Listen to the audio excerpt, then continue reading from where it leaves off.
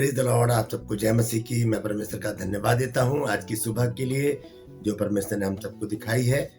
एक और दिन हमें दिखाया ताकि हम उसका गुणगान कर सकें, उसकी तारीफ और उसकी बड़ाई कर सकें। एक और नया संदेश लेकर मैं आपके सम्मुख उपस्थित हूँ। मैं आपका दोस्त पास्टर राज मैसी। थोड़ा गला मेरा खराब है क्योंकि तबीयत थोड़ी खराब थी और अभी मैं ठीक हूँ, तो इसको इग्नोर कीजिएगा और संदेश सुनिएगा। आज हम जानेंगे जो 10 आज्ञाएं परमेश्वर ने दी थी मूसा को, उसमें एक आज्ञा है तू चोरी ना करना।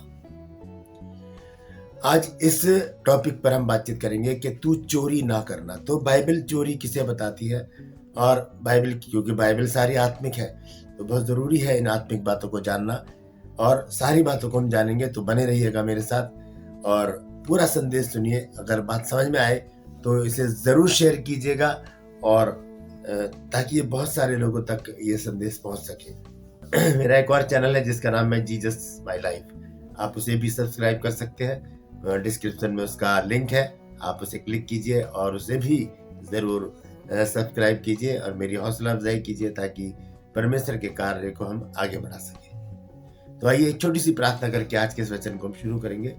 प्रभु जी, धन्यवाद देता हूँ आज के सुंदर समय के लिए जो तूने दिया है। प्रभु जी, इस वचन को शेयर करने मेरी मदद सहायता करना। मेरे होठों को, मेरे दिल दिमाग को छूकर ब्लेस कर। मेरी आत्मा, मेरा शरीर तेरे ही कब्जे में रहे प्रभु, ताकि बोलने वाला मनुष्य नहीं बल्कि तेरा आत्मा हो। जो भी गुण भेद की बात इस वचन में छिपी है उसे अपने आत्मा के द्वारा हम पे प्रकट करना। जितने भी लोग इस वचन को देख रहे, सुन रहे, सबको मैं तेरे सम्मुख लाता हूँ।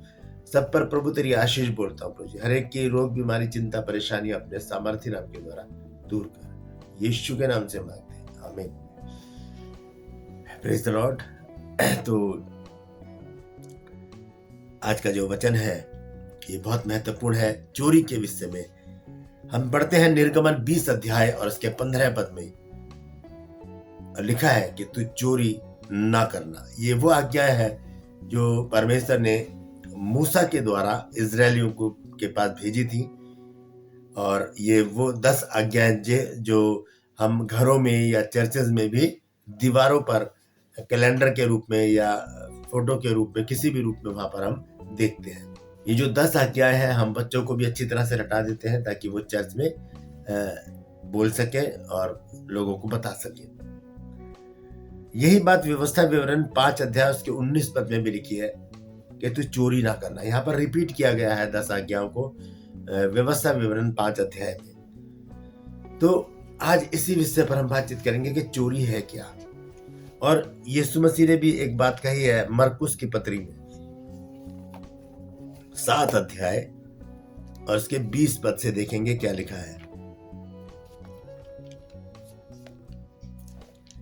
यह इस प्रकार से लिखा है, क्योंकि प्रभु यीशु मसीह ने अपनी जो आज्ञाएं दी हैं, जो उनके जो वचन है वो हमारे लिए बहुत ही शिक्षाप्रद है। यहाँ पर लिखा है 20 आयत से मैं पढ़ूंगा। फिर उसने कहा, जो मनुष्य में से निकलता है वही मनुष्य को अशुद्ध करता है, क्योंकि भीतर से अर्थात मनुष्य के मन से बुरी बुरी चिंता, वह विचार, चोरी भी लिखा है इस मसीह ने यहाँ पर, हत्या, पर स्त्री गमन, लोभ, दुष्टता, छल, लुचपन, कुदृष्टि, निंदा, अभिमान और मूर्खता निकलती है।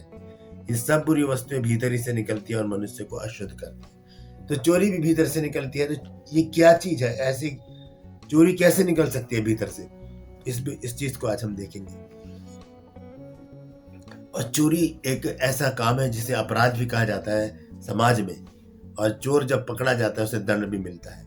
इस विषय में भी लिखा है बाइबल में, हम पढ़ सकते हैं। नीति वचन 6 अध्याय में लिखा है इसके बारे में, और उसके 31 पद में, नीति वचन 6 के 31 पद में लिखा है, तो भी यदि वह पकड़ा जाए, 30 आयत से मैं पढ़ूंगा, जो चोर भूख के मारे अपना पेट भरने के लिए चोरी करे, उसको तो लोग तुच्छ नहीं जानते, तो भी यदि वह पकड़ा जाए तो उसको 7 गुना भर देना पड़ेगा, वरन अपने घर का सारा धन देना पड़ेगा। चोर के विषय में स्पष्ट से यहाँ पर लिखा गया है कि चोर जो चोरी करता है तो उसे पेट भरने के लिए जो करता है तो उसे तुच्छ नहीं जानते, क्योंकि वो पकड़ा नहीं गया, लेकिन जब पकड़ा जाएगा तो उसे 7 गुना भर देना पड़ेगा।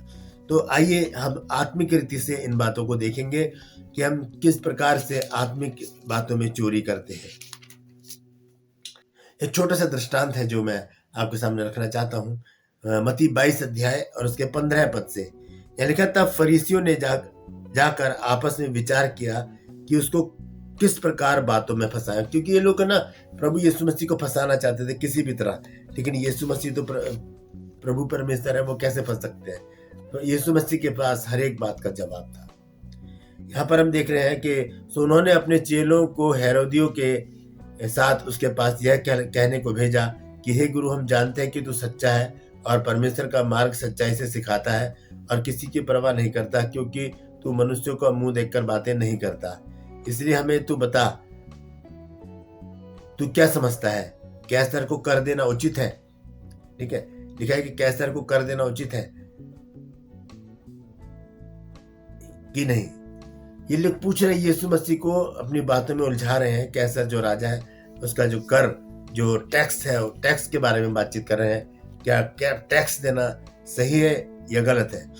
यीशु ने उनकी दुष्टता जानकर उनसे कहा, हे कपटियों, मुझे क्यों परखते हो? यीशु मसीह जान गए कि ये मुझे परखने के लिए ऐसा कर रहे हैं, और उन्होंने कहा कि हे कपटियों, तुम मुझे क्यों परखते हो?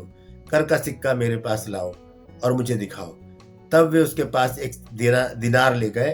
दिनार जो वो पहले 98 के लगभग था, दिनार तो 98 के लगभग 50 पैसे के लगभग। लिखा है कि फिर कर का सिक्का मुझे दिखाओ। तब वे उसके पास एक दिनार ले आए। उसने उनसे पूछा, ये मूर्ति और नाम किसका है? जो सिक्के पर एक मूर्ति छिपी हुई थी और नाम लिखा हुआ था, वो किसका बताया गया? तब उन्होंने उसे उत्तर दिया कि कैसर का। तब उसने, यानी कि यीशु मसीह ने उनसे कहा, जो कैसर का है वो कैसर को दो, और जो परमेश्वर का है वो परमेश्वर को दो। यह सुनकर उन्होंने चंबा किया और उसे छोड़कर चले गए। कितना अच्छा जवाब प्रभु यीशु मसीह ने दिया है कि जो कैसर का है वो कैसर को दो, और जो परमेश्वर का है वो परमेश्वर को दो। अब मैंने चोरी के साथ ये दृष्टांत क्यों डाला है, आप इसको अब समझने की कोशिश कीजिएगा। यहाँ पर यीशु मसीह कह रहे हैं कि जो कैसर का है वो कैसर को दो। कैसर मतलब संसार, और जो परमेश्वर का है वो परमेश्वर को दो। परमेश्वर मतलब एक आध्यात्मिक जीवन, आत्मिक जीवन। संसारिक जीवन और आत्मिक जीवन दोनों को हम देख रहे हैं यहाँ पर। संसारिक जीवन यानी कैसर, और एक आत्मिक जीवन यानी परमेश्वर। तो यहाँ पर प्रभु यीशु मसीह कहते हैं कि जो कैसर का है वो कैसर को दो। जो समय संसार के लिए हमें दिया गया, हम संसार में से व्यतीत करें, काम धंधा करें, अपना थोड़ा मनोरंजन भी करें, खाना पीना करें, सब कुछ करें, लेकिन जो समय परमेश्वर का है वो हम परमेश्वर को जरूर दें। दोस्तों, हम चोरी करते हैं परमेश्वर के समय में। हम परमेश्वर के समय में चोरी करते हैं। हम कहां पर व्यस्त हो जाते हैं। हमारे पास एक बहुत ही अच्छा सा एक साधन शैतान ने हमें दे दिया है, वो है मोबाइल। उसमें हमारे पास शॉर्ट्स वीडियो है, आजकल छोटी छोटी वीडियो है, एक मिनट की, उससे मिनट से भी कम की, और उसमें छोटे छोटे चुटकुले होते हैं। लड़कियां, बच्चे, लड़के सब उसमें एक्टिंग करते हैं, और फिर हम उससे क्या करते हैं, स्क्रॉल करते रहते हैं, देखते रहते। उसमें बहुत सारा समय चला जाता है, घंटों चले जाते हैं उसमें, और वहां पर परमेश्वर का जो समय होता है, प्रार्थना का जो समय होता है, वो भी निकल जाता है। और गेम भी होते हैं मोबाइल में, हम गेम में भी अपना समय बहुत समय खराब करते हैं। और दूसरी बात, चैटिंग जब हम करते हैं, बहुत सारे लोगों से हम बातचीत करते हैं, व्हाट्सएप पर बात करते हैं, इंस्टाग्राम पर हम वीडियो वगैरह डालते हैं, और हम बहुत सारे साधन हैं फोन में, फेसबुक हो गया और व्हाट्सएप हो गया, इसमें हम व्यस्त रहते हैं। और आजकल तो छोटे छोटे वीडियो भी आ रहे हैं जोक्स की, उनको भी हम देखते रहते हैं और हम उसमें व्यस्त हो जाते हैं। इसमें क्या होता है कि परमेश्वर को देने वाला समय हमसे निकल जाता है और हम वहां चोरी करते हैं। यीशु मसीह ने कहा कि जो बातें मनुष्य के अंदर से निकलती हैं वही मनुष्य को शुद्ध करती हैं। यानी कि चोरी जो अंदर से निकलती है, जो हम परमेश्वर के समय में चोरी करते हैं। मान लीजिए आपके चर्च का समय है 10 बजे का, तो आपको कितने बजे चर्च में होना चाहिए? 9:55 में कम से कम, नहीं तो 9:45 बजे आपको अपने चर्च में होना बहुत जरूरी है। कोई मीटिंग है, अगर वहां पर आपको जाना है और मीटिंग शाम को 3 बजे है, तो आपको 2:55 पर वहां पर पहुंचना अनिवार्य है। नहीं तो 2:45 आपको वहां पर होना जरूरी है। आप कितने बजे जाते हैं? अगर आप 3:15 3:30 बजे जाते हैं या चर्च में 10:30 बजे 10:15 बजे जाते हैं तो आप चोरी कर रहे हैं, समय की चोरी कर रहे हैं। क्योंकि समय का सदुपयोग करना हमें आना चाहिए। जो समय परमेश्वर का है वो समय हम परमेश्वर को अवश्य दें। यीशु मसीह ने कहा जो कैसर का है वो कैसर को दो और जो परमेश्वर का है वो परमेश्वर को दो। तो हम चोरी कर रहे हैं आत्मिक जीवन में। हम परमेश्वर के समय को चुरा रहे हैं। हम परमेश्वर के समय को दूसरे कामों में लगा रहे हैं। हम परमेश्वर के समय को मोबाइल में लगा रहे हैं। हम परमेश्वर के समय को घर के कामों में लगा रहे हैं, अपने व्यर्थ की बातचीत में लगा रहे हैं, इधर उधर घूमने में, मटर गश्ती करने में लगा रहे हैं। लेकिन परमेश्वर का समय हम परमेश्वर को नहीं दे रहे हैं। यहाँ पर यीशु मसीह यही कह रहे हैं कि जो कैसर का है वो कैसर को दो और जो परमेश्वर का है वो परमेश्वर को दो। तो परमेश्वर का समय हम कहाँ दे रहे हैं? अगर हम परमेश्वर का समय भी कैसर को दे रहे हैं तो हम चोरी कर रहे हैं।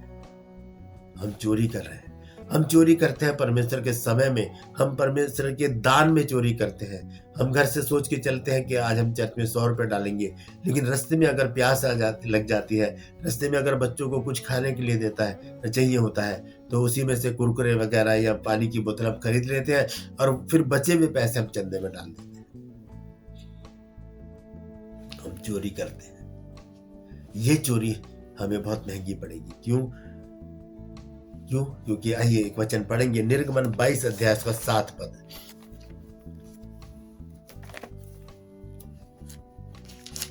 यहां पर इस प्रकार से लिखा है, यदि कोई दूसरे को रुपए व सामग्री की धरोहर धरे और वह उसके घर से चुराई जाए, तो यदि चोर पकड़ा जाए तो दुगना उसको भर देना पड़ेगा। ये तो सांसारिक बात हो गई, सांसारिक चोरी हो गई कि अगर वो पकड़ा जाए तो उसे भरना पड़ेगा। अब देखते हैं हम आत्मिक चोरी क्या है। इस आत्मिक चोरी का क्या हस्र है? 1 कुरिन्थियों 6 अध्याय और उसका 10 पद। इसका दंड क्या है चोरी का? जो परमेश्वर के समय में, परमेश्वर के दान में हम चोरी कर रहे हैं, उसका दंड क्या है? 1 कुरिन्थियों 6 अध्याय और उसका 10 पद। यहां पर लिखा है, न चोर, न लोभी, न पियक्कड़, न गाली देने वाले, न अंधेर करने वाले परमेश्वर के वारिस होंगे। हम अगर परमेश्वर के समय में चोरी कर रहे हैं, अगर हम परमेश्वर के दान में चोरी कर रहे हैं, तो हम परमेश्वर के राज्य के वारिस नहीं हो सकते। हमें इस चोरी को रोकना पड़ेगा। हमें ये चोरी नहीं करनी। हम इस चोरी से हाथ जोड़ लें। हम इस चोरी को आज से ही करना बंद कर दें। परमेश्वर का समय हम परमेश्वर को दें। अगर आपने अपने घर में प्रार्थना का समय नियुक्त किया है और आपने सोचा है कि आपको 7 बजे शाम को प्रार्थना करनी है, तो आपको 7 बजे शुरू कर देनी चाहिए। अगर सुबह 10 बजे का आपका समय है तो आपको 10 बजे प्रार्थना शुरू कर देनी चाहिए। एक एक मिनट कीमती है। एक एक मिनट की चोरी परमेश्वर की यहाँ पर लिखी जा रही है और उसका हिसाब हमें देना पड़ेगा। तो यीशु मसीह ने कहा जो कैसर का है वो कैसर को और जो परमेश्वर का है वो परमेश्वर को दो। तो जो समय परमेश्वर का है वो समय हम परमेश्वर को जरूर दें, क्योंकि हम परमेश्वर के समय की चोरी करके हम दंड के हकदार हो रहे हैं। और वो दंड क्या है मैं दोबारा से पढ़ देता हूँ। 1 कुरिन्थियों 6 अध्याय और उसके 9 पद से मैं आप पढ़ूंगा। यहाँ लिखा है, क्या तुम नहीं जानते कि अन्यायी लोग परमेश्वर के राज्य के वारिस ना होंगे? धोखा न खाओ, न वैश्यागामी, न मूर्ति पूजक, न परस्त्रीगामी, न लुच्चे, न पुरुषगामी, न चोर, न लोभी, न पियक्कड़, न गाली देने वाले, न अंधेर करने वाले परमेश्वर के राज्य के वारिस होंगे। परमेश्वर के राज्य के वारिस नहीं हो सकते। तो हमें करना क्या है कि हमें परमेश्वर का समय जो है वो परमेश्वर को देते रहना है, ताकि जब न्याय का समय आए तब परमेश्वर हमें अपने दाहिने हाथ पर खड़ा करे और कहे कि हे मेरे पिता के धन्य लोगों, आओ उस राज्य में शामिल हो जाओ कि जो जगत के आदि से तुम्हारे लिए तैयार किया गया है। Praise the Lord. तो आज के लिए मैं आपको बता दूं कि ये जो वचन है ये हमारे लिए बहुत ही शिक्षाप्रद है। हम सीखें कि परमेश्वर ने किस प्रकार से हमें समझाया है कि हम परमेश्वर के समय में चोरी ना करें। परमेश्वर का समय हम परमेश्वर को दें। चर्च अगर 10 बजे का है तो जरूरी है कि हम 9:45 बजे चर्च में हों। होता क्या है कि हम जब घर से निकलते हैं चर्च के लिए तो सोचते हैं कि चलो मैसेज के टाइम तो पहुंच ही जाएंगे। तो आराधना स्तुति आपके लिए नहीं है क्या? आरंभिक प्रार्थना आपके लिए नहीं है क्या? वो भी आपके लिए है।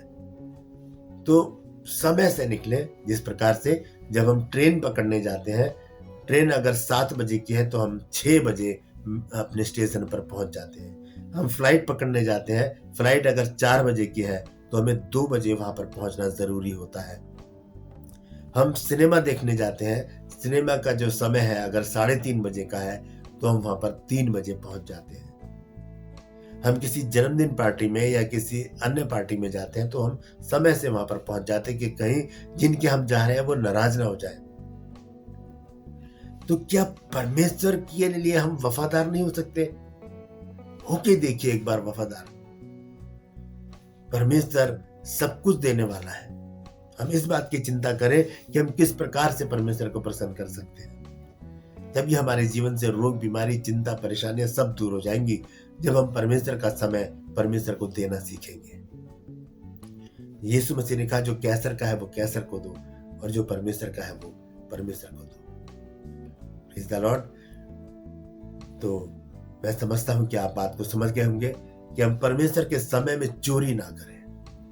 परमेश्वर के समय में, परमेश्वर के दान में जो भी सोचा है वो दें और जो समय परमेश्वर का है उस पर समय पर परमेश्वर के पास आ जाए और परमेश्वर से वो आशीषें पाए जो परमेश्वर देना चाहता है। परमेश्वर आप सबको आशीष दे। आज के लिए बस इतना ही। एक नए वीडियो के साथ आपके सम्मुख फिर उपस्थित होऊंगा। तब तक के लिए मुझे आज्ञा दीजिए। अंत में गुजारिश करता हूँ कि आज शाम को 6 बजे हम लाइव आएंगे, हमारे साथ जरूर शामिल होइएगा। परमेश्वर आप सबको आशीष दे। Praise the Lord.